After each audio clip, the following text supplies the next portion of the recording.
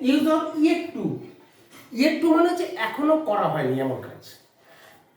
আমি এখনো তাকে প্রপোজ করিনি, আমি এখনো তাকে প্রপোজ করি, মানে প্রপোজ করতে এখনো বাকি আছে, এখনো করা হয়নি। I am yet to propose her. I am yet to propose her. I am yet to, yet সবসময় টু বসবে। I am yet to propose her, আমি এখন তাকে প্রপোজ করিনি। আমার এখনো বাজারে যাওয়া হয়নি। I am yet to go to market. I am yet to go to market. আমি জাস্ট ইয়েট টু ব্যবহার করছি।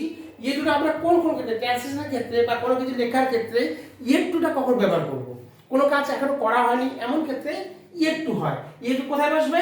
সাবজেক্ট, সাবজেক্ট পরে আই থাকলে am, third person singular number থাকলে ইজ, বাকি প্রত্যেক ক্ষেত্রে আর বসবে প্রেজেন্ট টেন্সে। তাহলে I am yet to propose her, আমি এখনো তাকে প্রপোজ করিনি। আমার এখনো বাজারে যাওয়া হয়নি। I am yet to go to market, আমার এখনো বাজারে যাওয়া হয়নি। জয় এখনো আসেনি। Joy is yet to come, Joy is yet to come, Joy is yet to come.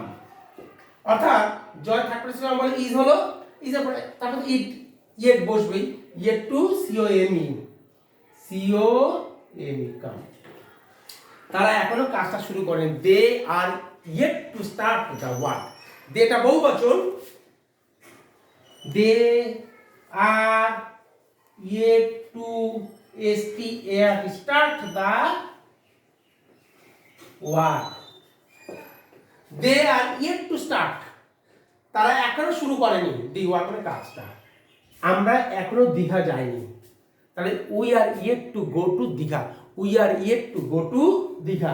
We are yet to go two Digha. We are yet to গো, মনে রাখতে হবে এবার টু দীঘা, DIGHA মনে রাখতে হবে। উই আর ইয়েট টু গো, আমাদের এখনো যাওয়া হয়নি কোথায়? টু দীঘা, দীঘাতে। মনে রাখতে হবে প্রত্যেকটা ইয়েট টুর পরে একটা ভার্বের প্রেজেন্ট ফর্ম আছে, V1 V1 V1 V1 V1, অর্থাৎ সাবজেক্ট, তারপরে এম ইজ আর, তারপরে ইয়েট টু, তারপর ভার্বের প্রেজেন্ট ফর্ম, দেন এক্সটেনশন, বাকি অংশটুকু।